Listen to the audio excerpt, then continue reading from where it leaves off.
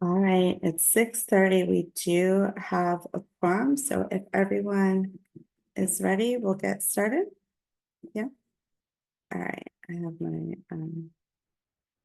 script here. Good evening. My name is Jeanette Ortiz, Chair of the Anne Arundel County Police Accountability Board. I would like to call this meeting of the PAB to order today, Monday, August 26, 2024. First item on the agenda is approval of the minutes. We had the audio recording of the June 24 meeting of the PAB will serve as the minutes for this meeting. At the June meeting, Ms. Panda provided a legislative update, shared information regarding ACC trends, and we heard different things from the Office of Police Accountability, and we also received our quarterly updates from the law enforcement agencies. Is there a motion to approve the minutes of the June meeting? I'll make a motion. Is there a second? Aye. All those in favor say aye. Aye. Aye. Any opposed? Great, thank you. All right, moving on to next item on the agenda. We have a public comment. Hold on one second. So embarrassing. There's someone knocking on my door, and of course we're recording for this meeting. So if you give me a minute, give me 1 second.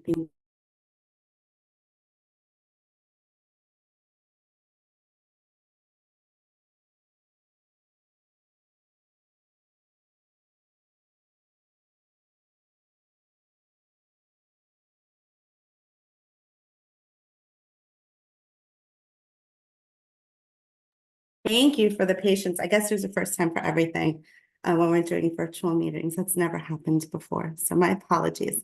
So next item on the agenda is public comment. So at this time, the board will accept public comment. Just a few friendly reminders before we get started. Each speaker will have 3 minutes to provide public comment. If a speaker is representing an organization, the speaker shall have 5 minutes for public comment. A timer will be used to keep time. Once the buzzer sounds, please wrap up your comments. Any remaining time may not be allocated to another speaker.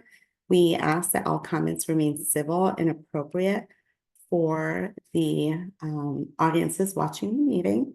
The board cannot discuss any specific cases, and it's also not our practice to engage in back and forth with speakers. I know we did not have anyone sign up in advance for public comment, and I don't see that there's anyone else from the public other than Ms. Rogers. So I don't see anyone for public comment. Just gonna hold tight just in case someone hops on. And as we've done in the past, if someone jumps on, in the middle of the meeting, we'll circle back towards the end to offer them an opportunity to provide public comment. All right, I don't see anyone, so we can go ahead and move on to the next agenda item, which I'm really excited about. So it's new business. So I'd like to welcome our 3 new members of the board. Welcome, welcome, welcome. We're really excited to have you on board. They took started their term in July, and so we're just confirmed by the county council. We are very excited to have you, so welcome. We have Miss Ellis, Miss Munt, and Mr. Weir. And I would just like to give you all an opportunity to introduce yourselves and share with us why you were interested in joining the PAB, and then the existing members, we can go around and just say hello and also briefly share why we wanted to join the PAB. So if Miss Ellis would like to go first. Thank you. Good evening, everyone. I am Tolisa Ellis, and as a member of the county and with previous law enforcement background, I was looking for an opportunity to do more in the community. And so saw this as an opportunity to engage in a vector that I have previous experience working, hopefully where I can gain perspective as well as utilize my experience and expertise to be able to yield positive results in some of the challenges and outward facing community perspective or view in which they see the police in the community. So that was my interest, and I look forward to meeting all of you and engaging. And hopefully we can do some things to do some positive, community policing for the public as well as for the police. Great, thank you so much. Ms. Munt? Yeah, thank you. I was really interested in this for a variety of reasons, but one is in a past professional life, I worked for Goucher College, specifically the Goucher Prison Education Partnership, which offers a bachelor's degree in 2 prisons in Anne Arundel County. And so I have a lot of perspective from the side of incarceration, but not a lot of perspective from the law enforcement side. And so I was really curious to learn more. And I found that I really enjoy and love living in Anne Arundel County. I've been here since 2019, and my partner and I are always saying to each other, like, wow, things get fixed here. Our tax dollars are going to good use. And so I wanted to volunteer and provide my time back to the county that we feel like is taking care of us in a really positive way.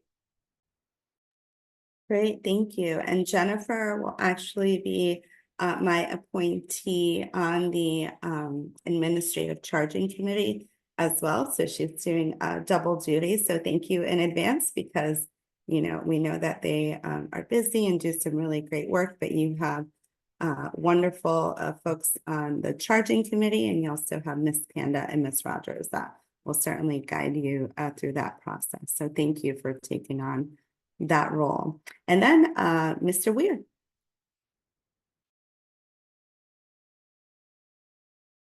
You are on mute.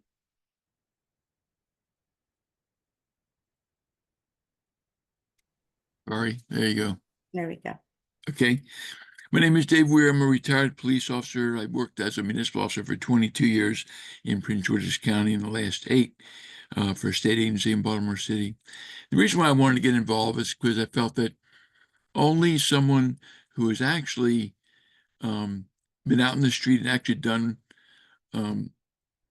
police work, been involved in law enforcement, can bring that perspective to everyone else and have something to offer from the side of law enforcement, along with all the other perspectives that people bring to the discussion. So I felt I had something to offer, so I wanted to get involved. Thank you so much. All right, I'll move on to our existing board members. Danny. Hey there, I'm Danny Watkins. I live in Annapolis. I work for the local hospital, the Luminous Health Anne Arundel Medical Center, McNew Mental Health Hospital, and Pathways Drug and Alcohol Treatment Center. So I kind of come from the public health medical point of view of how our patients are cared for in the community by police and their interactions, as well as being an LGBTQ person. I also kind of carry that perspective as well.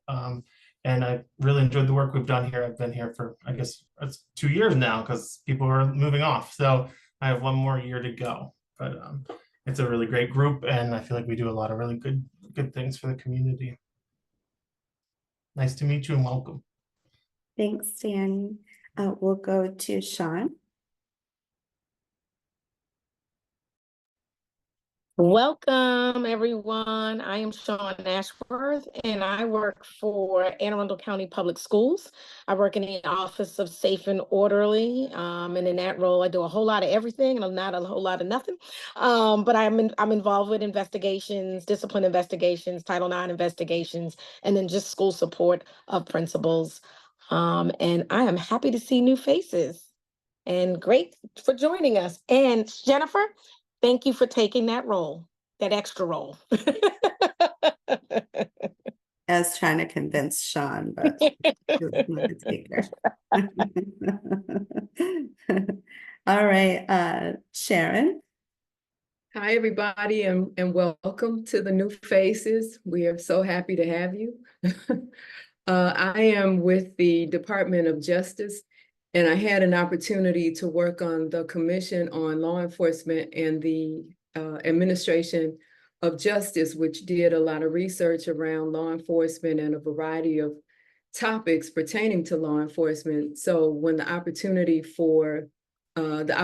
to serve on this particular board came along, it was at a perfect time for me and kind of a perfect fit to really see up close some of the things that we did some research around in terms of policing and making recommendations around those various topics. So that was the excitement for me of joining this board and just getting a better sense of policing around the county and particularly in Annapolis, where I currently live. So I've enjoyed my time on the board, and I think I'm into my third year. Yeah, I'm just into my third year. So I'll be with you for a little while longer. We just have so much fun. It goes by fast. Yeah, it really Yeah. has. And just Sharon is our Annapolis representative. You may recall that the law has someone that has to go through the city council of Annapolis, the mayor, and then our county executive, county council. So she's been thoroughly vetted and has been a great addition to the board. So great to have her on there. And then Cedric.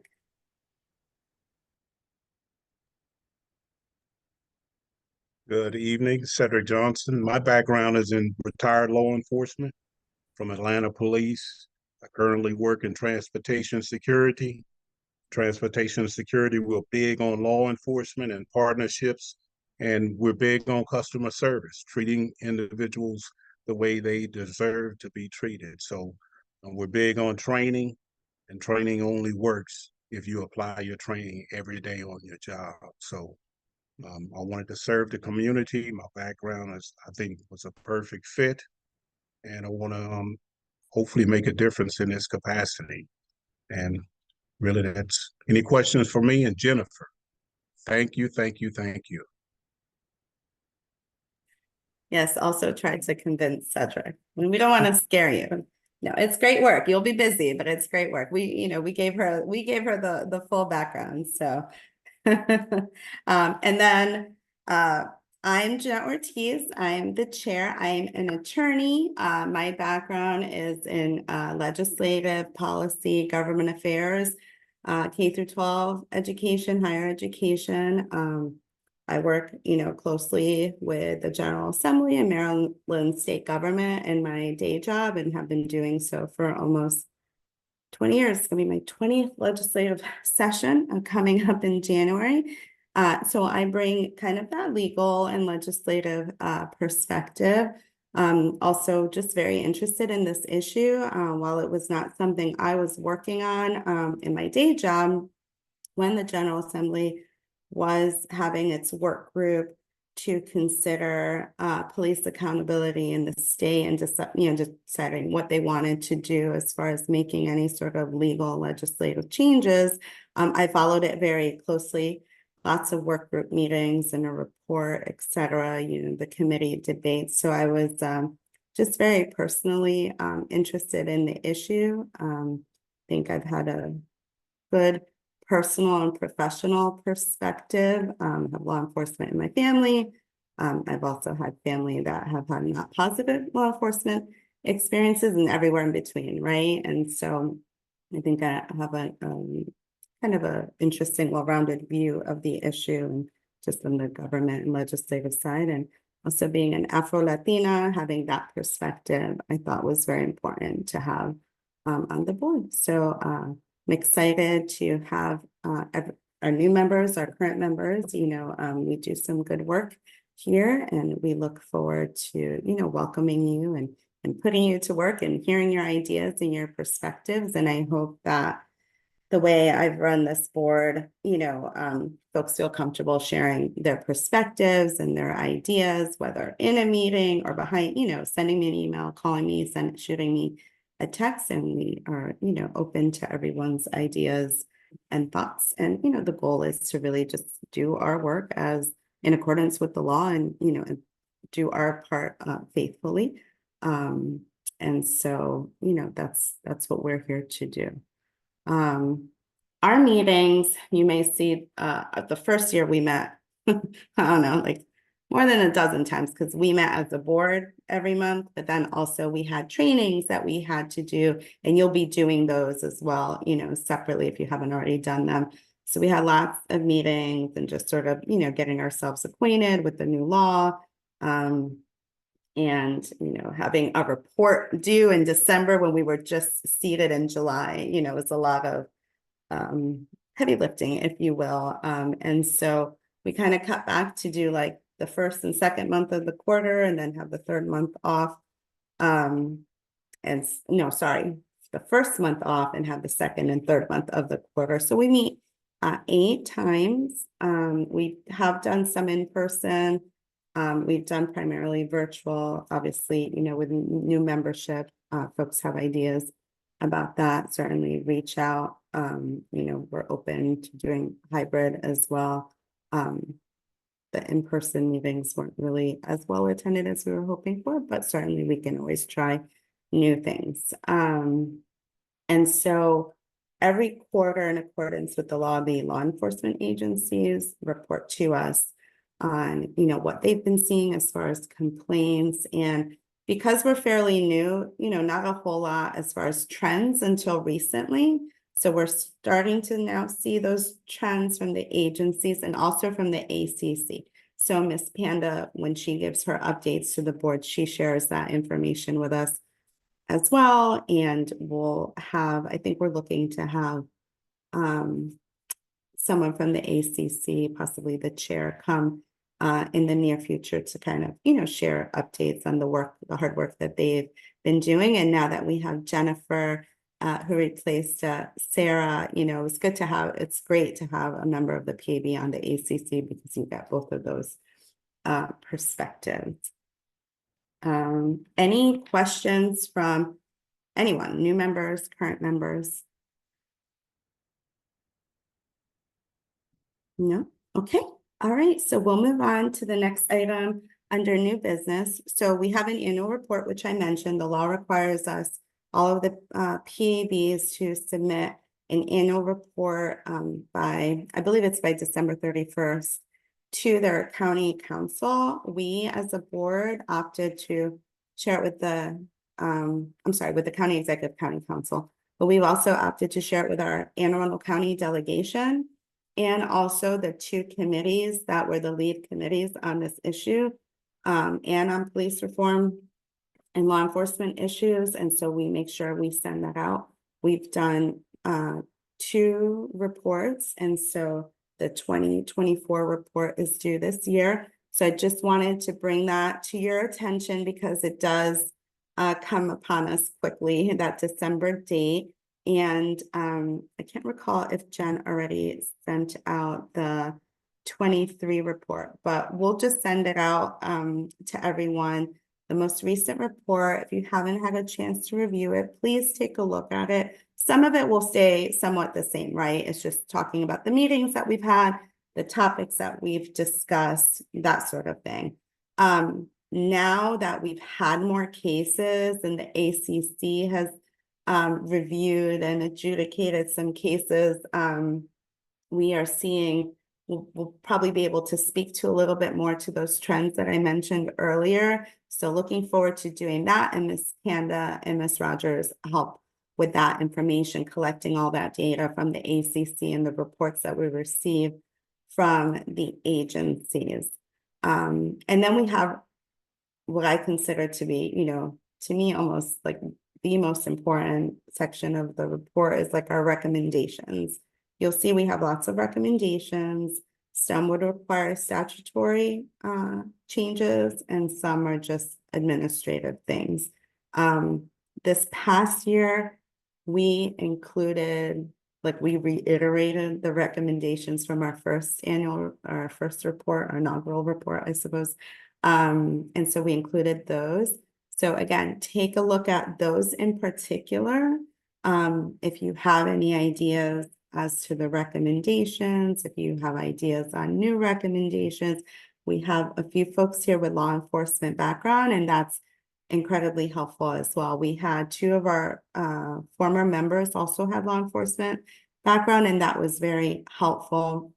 We also send them to the police chiefs and the agencies to review because, you know, us being those of us that are civilians, sometimes we might have ideas, but perhaps they cannot be practically implemented, or there might be a more efficient way to implement something. So certainly those of you with that law enforcement background, it'll be really helpful, you know, for you to kind of keep an eye on those things. You know, I see that in Annapolis all the time. Legislators have great ideas, but then when they go to the experts, it's like, yeah, it doesn't really work that way. Or, hey, what about this? So those are that's the type of feedback we're looking for. And obviously, you know, if you see the report and you're like, hey, why don't we talk about X? Or maybe we should have a section on B, you know, share that information. So we'll send an email with the report, and then I'll send an email kind of,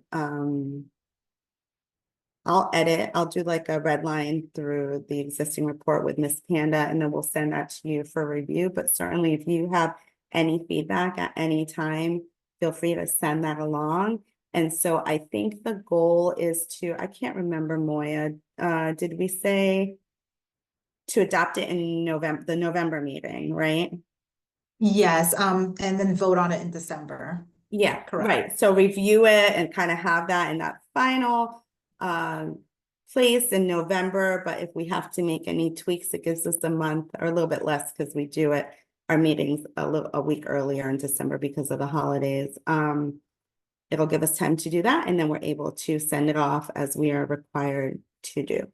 So keep an eye out for those emails. Any questions about the annual report?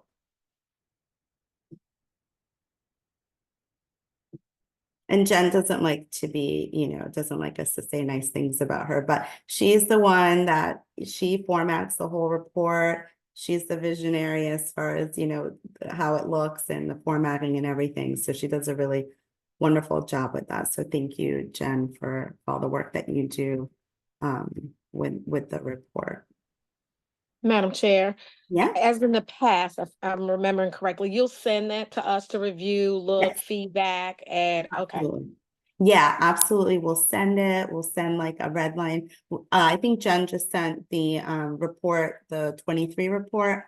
We'll send like a red line copy too. And then, but you don't have to wait for me to send the red line before if you have ideas. I see Jen, your hand up. Yeah, just really quickly. So I'll send out a timeline of what needs to happen when, so everybody has deadlines on each part of the process. It is really important that at your November meeting that you guys vote to adopt that, because I spend those 2 weeks collecting the data and making sure that the report gets laid out in a nice, easily digestible format. And so it's a really condensed period, but you've already got an email with a link to both the 2 past reports. So if anybody needs anything else to reference, please let me know. Awesome. Thank you. Yes, we like Yeah, our no problem. timelines and deadlines here to keep us all straight. Great. Thank you. Any other questions about the annual report? And I'll just mention this for the benefit of the new members, because we did discuss it in the June meeting. There were some proposed bills this past legislative session dealing with police reform that we were kind of keeping an eye on. One in particular seemed to seek to address one of our recommendations as it relates to the 1 year and the 1 day rule, in which an administrative decision on any sort of, you know what, Tom, I'm so sorry. I'm so rude. I missed you in my squares. We're going to introduce Tom momentarily. In the administrative proceedings, so any sort of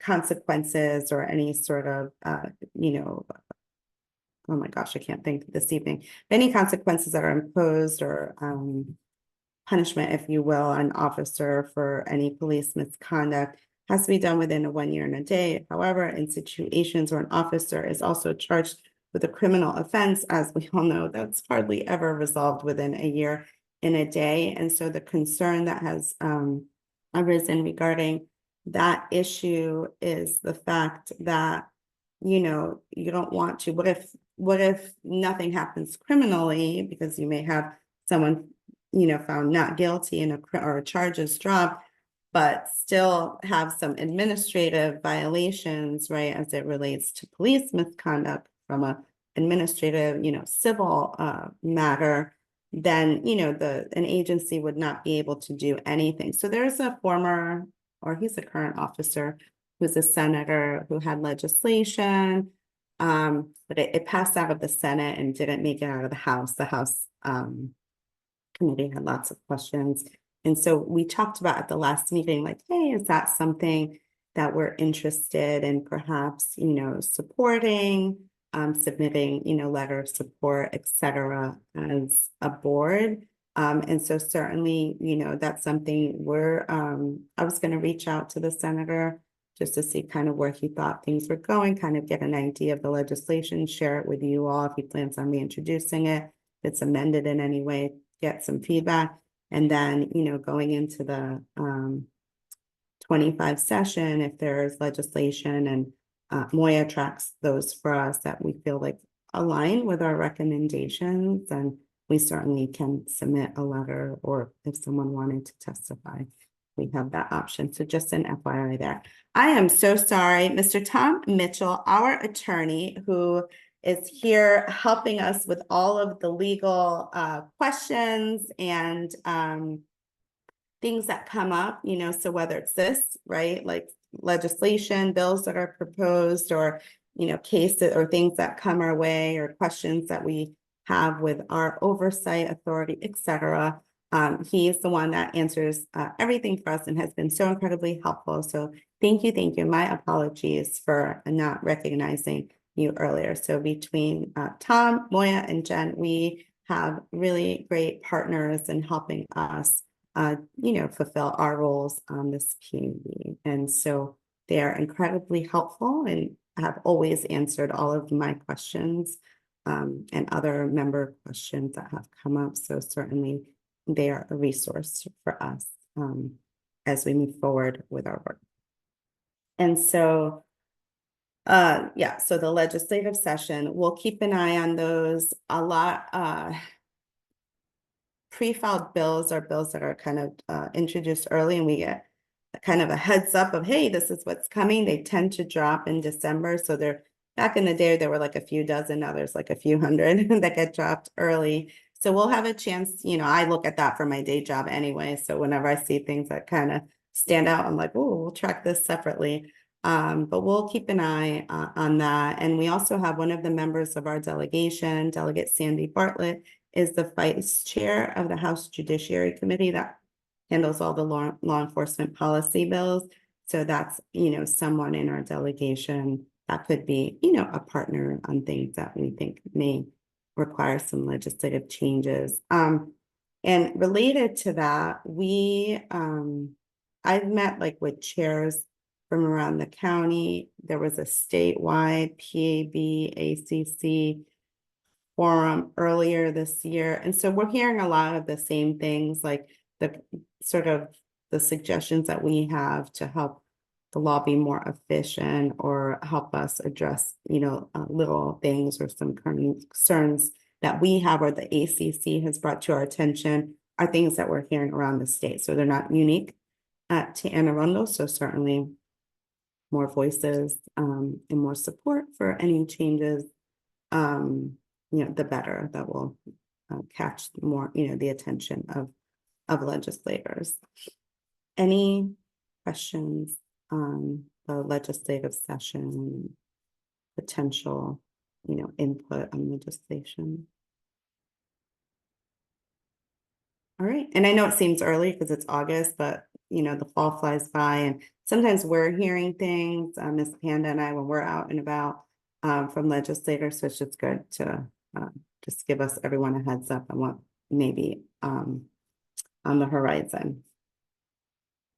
All right, if there aren't any more questions, we'll move on to the next agenda item, and that's, Cedric is going to give us an update on PAB training that is offered by the Maryland Police Training and Standards Commission, that he recently participated in. I know those of us that have been on the PAB received the emails from the state. So I'm not sure if new members have seen those. We can always forward you the latest email that came out with, training dates. And this is a new thing that they're doing because I think MPTSC had a lot going on when the law first went into effect, and they weren't sure if they'd be able to do training. They were focused on ACC because we had to get ACCs seated. So it's really great that they have the bandwidth now to provide training for PAB members. So Cedric was kind enough to offer to just give us background and information on his training and what he experienced. Thank you. Absolutely. The training occurred on May the 30th, and it was from 9 to 4, so it was a significant amount of time. And it was with PAB members from different counties and also the city of Baltimore.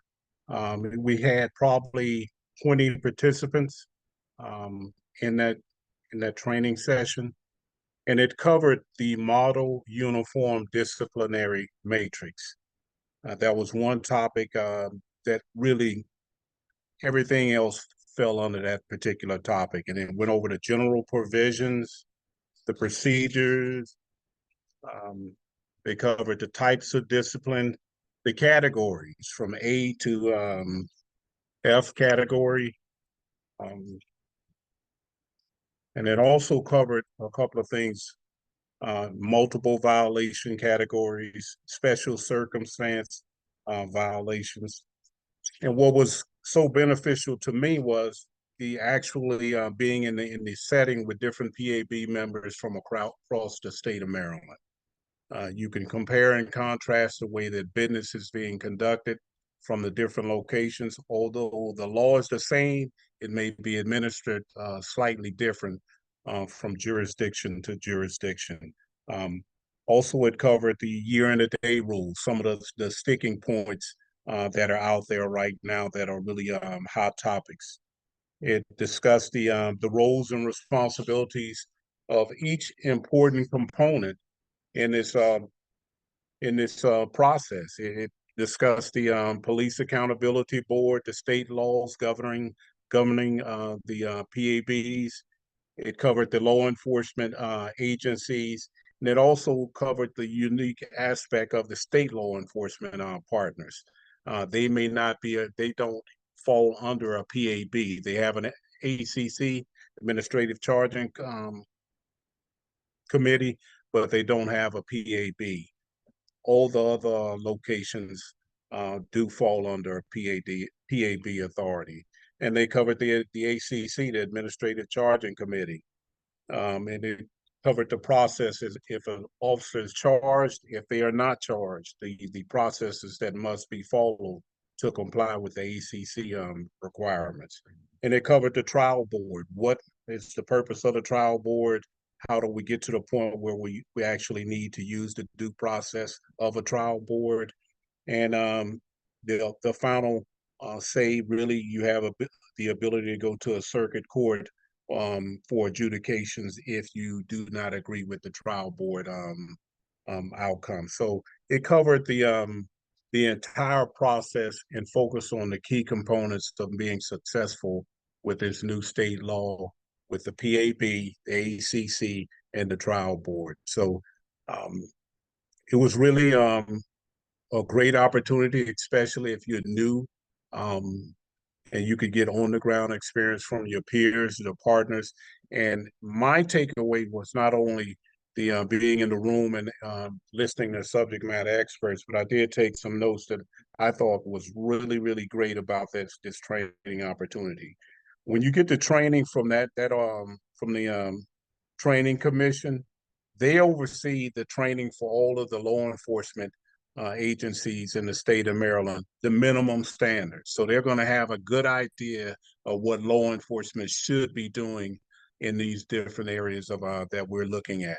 Most of the complaints that come in are a dotted line to some type of training, compliance or non-compliance with your training. So if we have a really good relationship with the training commission, we should be able to tap into their experience, their knowledge from looking at this particular topic from a statewide perspective. And they're doing this every day. This is their job. If we tap into that training, I believe it's going to be the best way to go and being up to date with what's going on from a statewide perspective and bringing that knowledge back to the Anne Arundel County and being as productive as we possibly can within this community. Any questions for me on the training? I think my class was the first class, and I think they're rolling the training out throughout until November, and maybe an opportunity for some of us to take the class in one of the upcoming sessions. Cedric, is this the training? Because I remember receiving something about training. It was happening all across the state, and I think the one that I signed up for is happening in September. Like out in not Howard County, further out. Is Like, that the same Yes. training or that's something different? Yeah, that's the same one? Yes. Okay, I think I'm signed up to do it in September. I didn't want to go to the Eastern Shore. I think I they think have I signed up for that one. The Oh, October did one. you? Okay, yes, I think Yeah. that's the one I'm signed up for. Okay, So good to hear. I'm excited then. Yeah, It was same. good training. I'm signed up for the October session in Denton, I believe. Yeah, is the- that, Okay. I'll see you is there, the Sharon. Oh, okay. Jen, I see And- your hand up. Yeah, for And just anybody to who know- missed it, there are 3 remaining trainings, September, October, November, and I forwarded you information for that. So if you didn't see it, it'll be at the top of your email. Thank you so much. Great. You know, I was just thinking as you're talking about training, is that the Maryland Police Training Commission establishes minimum standards, and it's good to know those because they have to be complied with. It's in Comar. But at the same time, I think it's also perhaps even more helpful to look at what each individual agency is actually asking for, what they're actually training, because they can offer additional training that might not be mandated. And if they've offered that additional training and an officer doesn't, conform his or her actions in the field to conform to the training, then that's something that you'd want to take into account, everything. So it's not just a matter of what the Maryland Police Training Commission, what they require, their minimum, but it's actually looking at the agency as to what they've actually trained the officers. That's why I originally asked for some information on what Anne Arundel County Police, what did they actually train? And I was sent some good information on that as to what they actually include in their basic academy training. Yeah, that's a really great point, David. So as part of us being KB members, we're required before the end of our term to finish they changed the name, but when I did it, it was the Citizens Police Academy with Anne Arundel County Right. Department. And so Mhm. you all will be doing that as well. Cedric, did you do yours yet? Or are you doing it in the fall? Did you do it last fall? 11 weeks. Yes, me. it's 11 weeks, Thursday night for 3 hours for 11 weeks. Right. But to your point, so many times did we hear that, oh, the state requires X, but we go above and beyond. So you'll find that Mhm. our county police department in particular goes above and beyond what the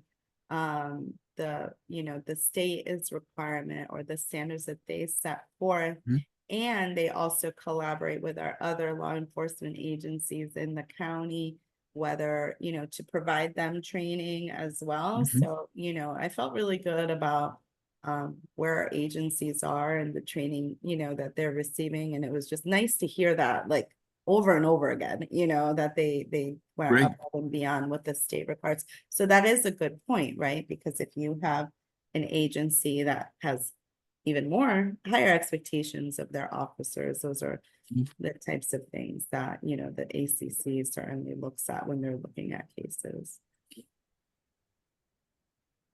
So you recommend it, Cedric?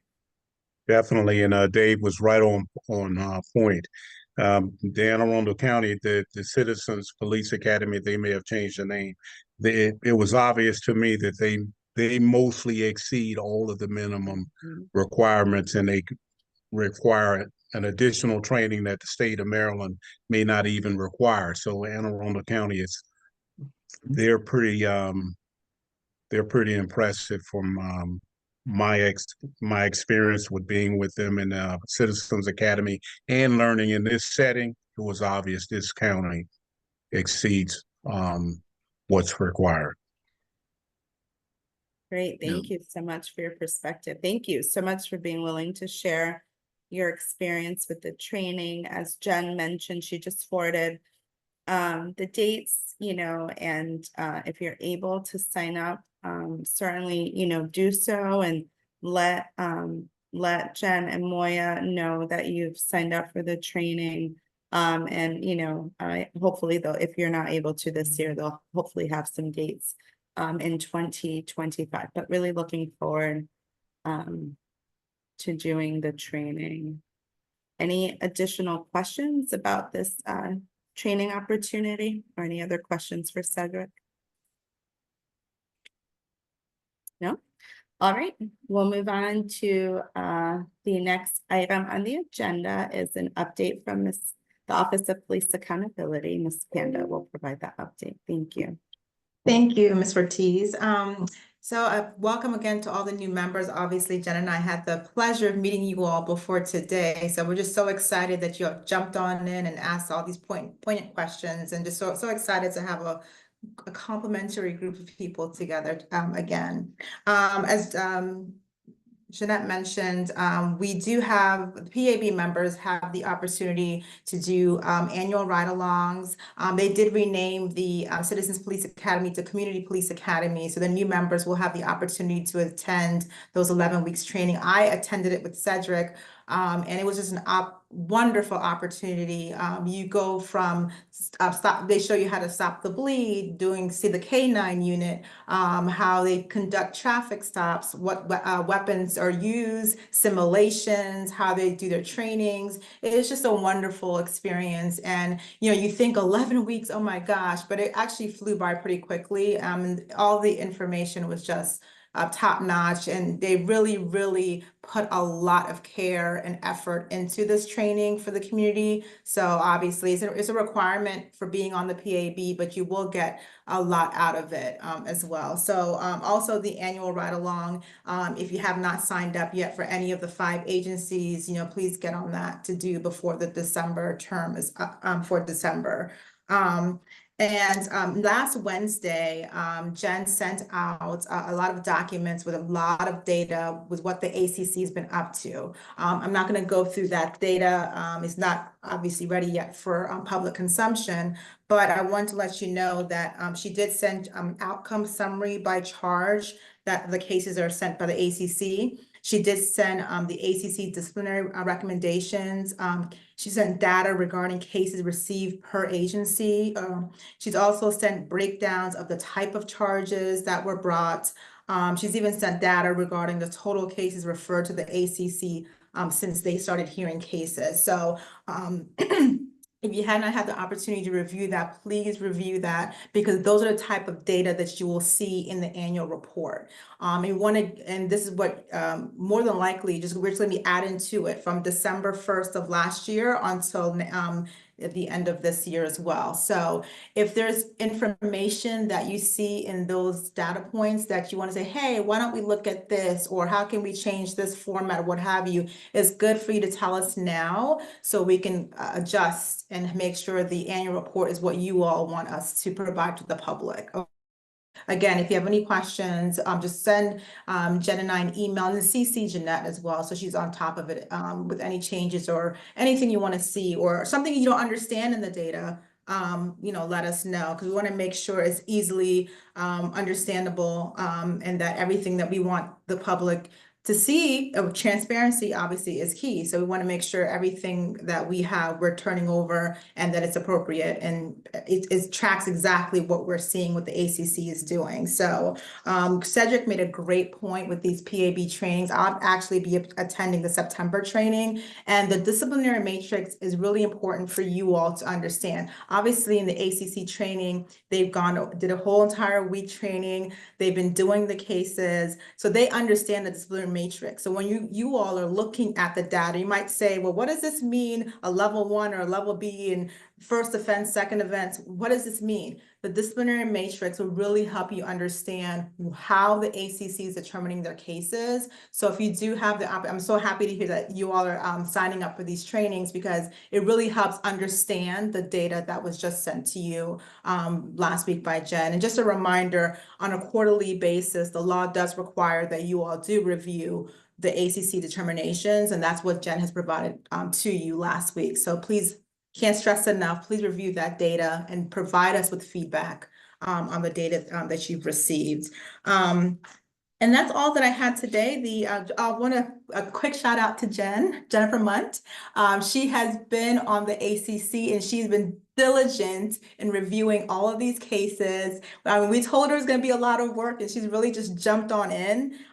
Every file has been prepped to the T, and she always has like feedback to give and explanations of why she's, leaning towards a certain determination or what have you. So thank you, Jennifer. The ACC loves you and all. It's just great. So I'm just really appreciative. We know it's a lot of work, but it's work that's necessary and needed. So thank you so much. And again, welcome to all the new members. The ACC does have their meeting September 9th is the next one. I believe they have one case pending. Obviously, if they have some more cases, they'll add it to that date. So that's all I have. Anybody have any questions at all for me regarding the presentation?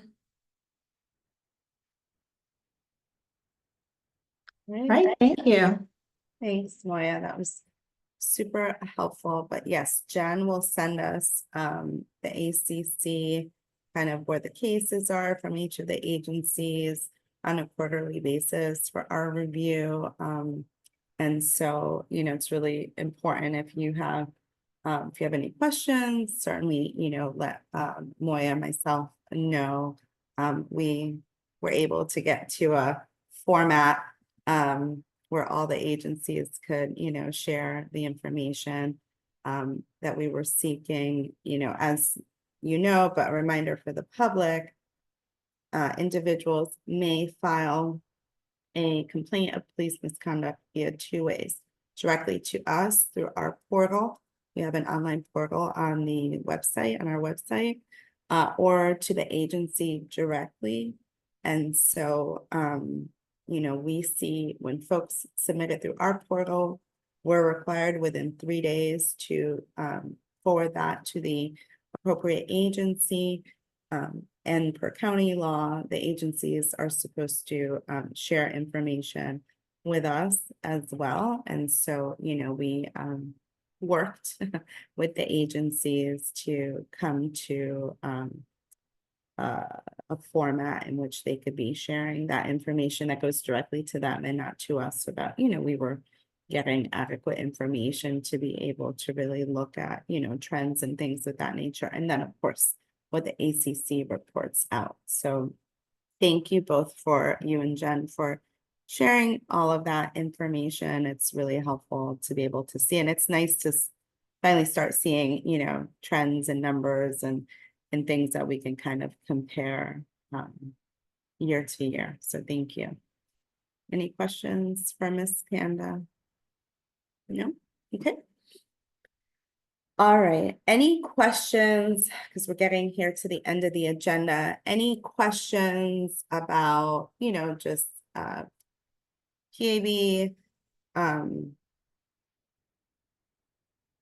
how we function or what to expect? I see Sean. Yeah, will we be, and I know you mentioned this earlier about our community visits did not lend to, high populations. Will we try to do something that again, or maybe in a particular area or a central area that have an in-person meeting, or maybe address a particular topic of the community? Yeah, thank you for that question. So as I mentioned earlier, we decided in our first year to do like community meetings in the community within the 4 or 5 Anne Arundel County Police Department districts. And so we met in person. And so, we had a few people turn out for each of them. But not, I guess, what we were expecting, given the sort of attention that the issue had, especially early on. And so, but we were out there in the community, and we were able to hear from the folks who came to the meeting. So we've, discussed the possibility of trying to do that again, maybe do it in a different format. Like, does it make sense to focus in particular parts of the county or particular jurisdictions? So now that we have, new members, I will definitely send a follow-up email with that, question of like, hey, what would folks like to see? If you have any ideas on what you think would be good to get us out into the community, please, share that so we can share with the group and then decide how we want to move forward. Like, we even offered to organizations and groups like, hey, if you'd like us to come out, like, we'll come to your meeting. And we got a couple things kind of last minute, but not consistent, right? So I know that Moya and Jen are constantly outreaching to folks, and in my communications too, just a reminder, like, if you'd like us to come out and talk to you about the work that we're doing, we're happy to do that as well. So absolutely open to ideas on, how we can be out there more like in the community to share, what we're doing, educate folks about the work of the PAB and the ACC. So welcome those ideas, and I'll send out a follow-up email so that we'll have like an email chain of all that. Sean? And Madam Chair, I'm just wondering too, because our start, everyone had a different thought about what PAB was and what we should be doing. And so I'm just wondering if, I don't know if that's a question or a field through of on the website, right? Because I think maybe we haven't gotten much, because now people go, oh, we had it all wrong. They're not the ones who, are the people that get the police in trouble, right? There's some more clarity around our work. So I'm just wondering why that, that may have slowed that interest of us coming to explain ourselves. That's a really good point. Yeah, if you watch any of our earlier meetings, there was confusion of the role of the PAB and the role of the ACC. Distinct functions. And there was also, you have some members of the community that wanted the PAB to have more of that investigatory role, which is really the jurisdiction and the purview of the ACC. And so we certainly spent, I feel like every beginning of every meeting kind of reiterating like, hey, we're oversight, right? And so the ACC they're doing the investigatory work. That's not what we do. And so that's a really good point. I know on the website was updated, to provide information as well. Members have had I know you, Sean, and your involvement in the community. I have Moya, et cetera. Other past members have had conversations with folks in the community. So that may be part of it, that folks are more informed. And I do know that at least some of the agencies have liaisons out there in the community too, specifically to have that relationship with community members, to specifically share with them about their rights and what they're able to do if they ever did have a complaint of police misconduct. Another thing, I see your hand, Danny.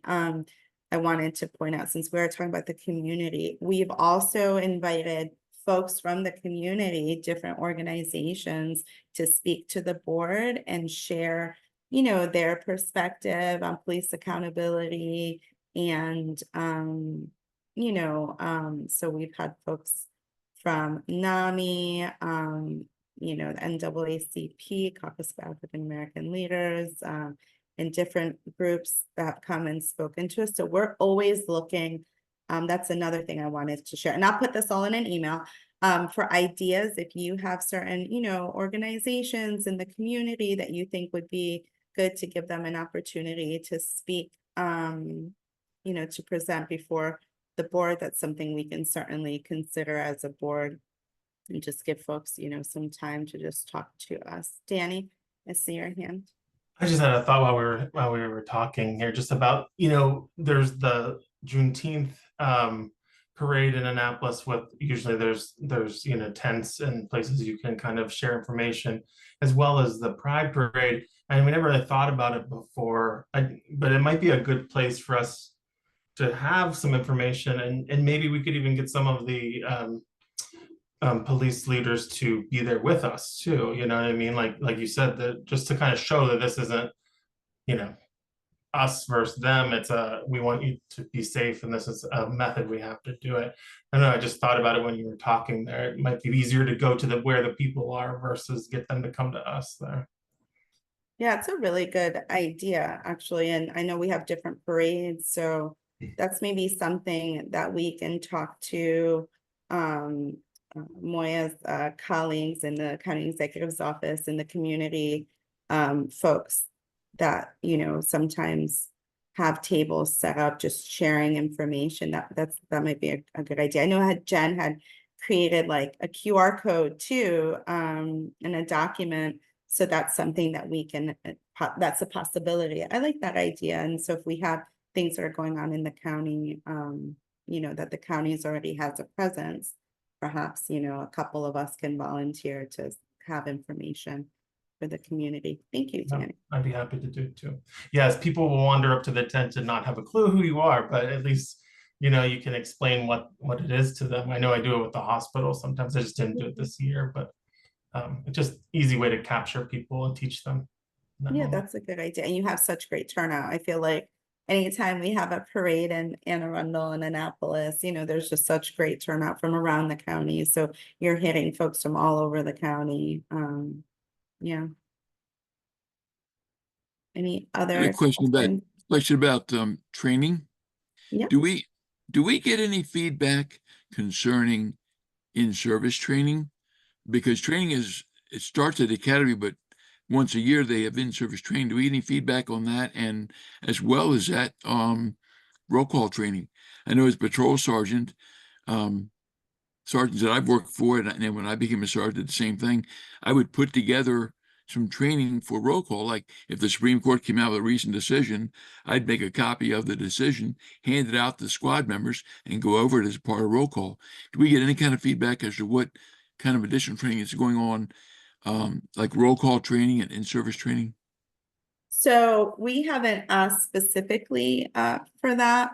However, when the agencies come and provide their quarterly updates, while they do report on complaints of police misconduct and kind of status of where they are in their caseload, they do share those, you know, relevant updates on the work that they're doing. So we have, you know, some officers that have gone to recent trainings on various things or things that they've done internally. Moya, I see your hand if you want to add to that, but we haven't asked for that specific update. I just want to add that when the law enforcement agencies are reviewing the cases that the ACC have sent back with their closure and their determination, they also get to see the trends in the cases as well. So the ACC has the ability to offer additional training when needed. And that's say, for example, a law enforcement agency sees that they're referring 50 cases over to the ACC, all dealing with courtesy at traffic stops. I would imagine that in their in-service training or roll calls, they're gonna say, hey, we have an uptick of discourtesy, you know, we need to tamper that down, et cetera. So they have the ability to track the cases as well, like we do, to see how can they adjust their training as well. So I just wanted to put that out there, but I do think it's a good question to also ask, you know, during the law enforcement presentations quarterly to see that specific answer. But I do know they're able to track those trends and kind of adjust in real time. Yeah, thanks for sharing that. Yeah, I forgot that the ACC does. They'll make a recommendation about training in certain areas if they're seeing lots of cases. But yeah, as Moya mentioned, I think that would be a great question to ask the agencies and, you know, at the next at the September meeting. Like one of the things we've asked them to include in their updates now is like, you know, they're talking about police misconduct complaints, but also like, have you gotten any compliments? So they'll share those as well. So this is something, you know, that folks are interested in. If they have updated training, you know, that's something we can ask them to provide. Any other questions?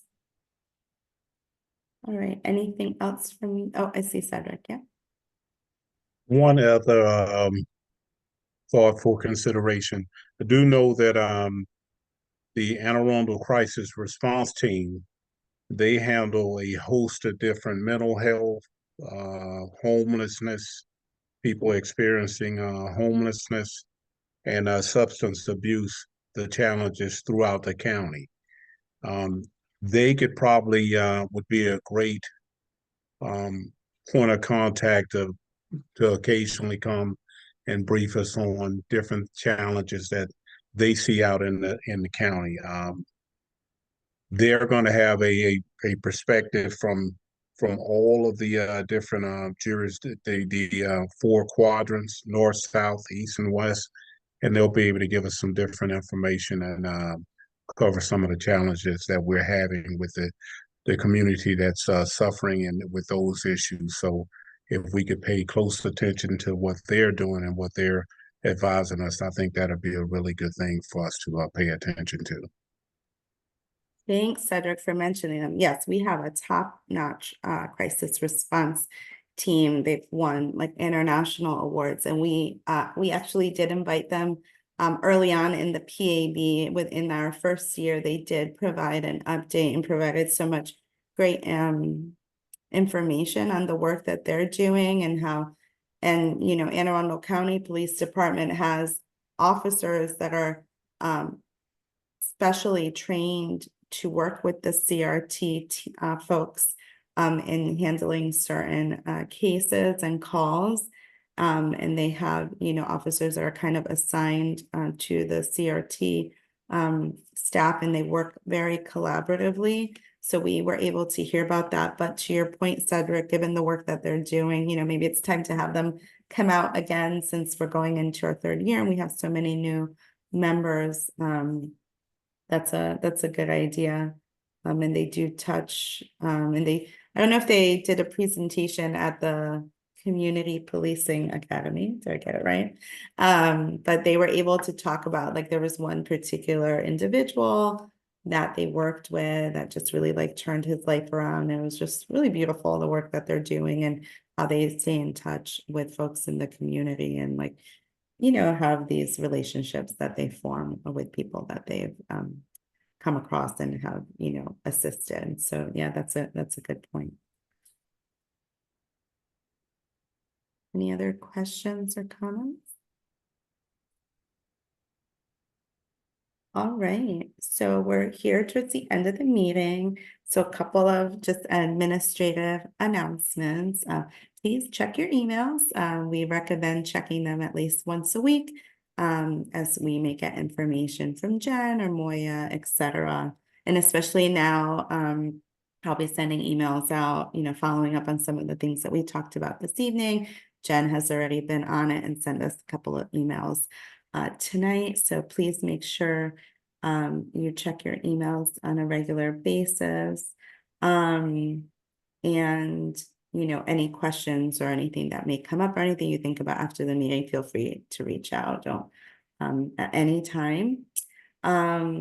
Vacancies. So just a public announcement that we still have one vacancy on the PAB that needs to be filled. So if you know anyone or members of the public that may be watching this meeting and are interested, if you go on our website, the Police Accountability site on the county's website, you're able to submit an application for that vacancy. And then we will be fully, you know, we'll have full membership on the board.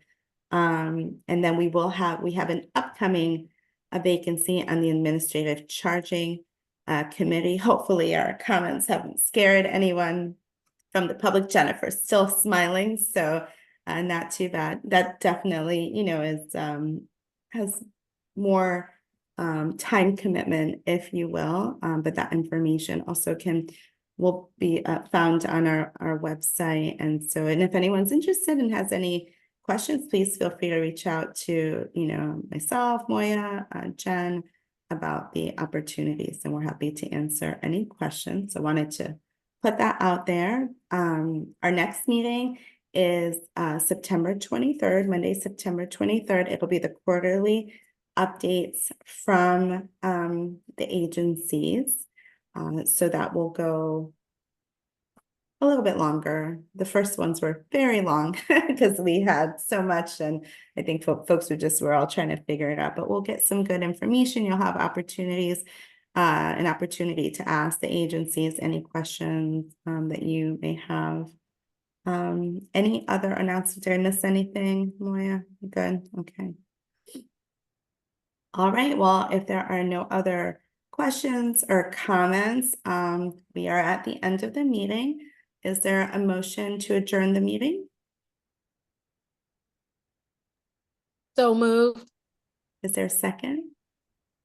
Second. All right, all those in favor say aye. Aye. Aye.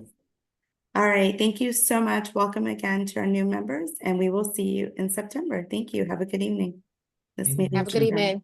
Bye-bye.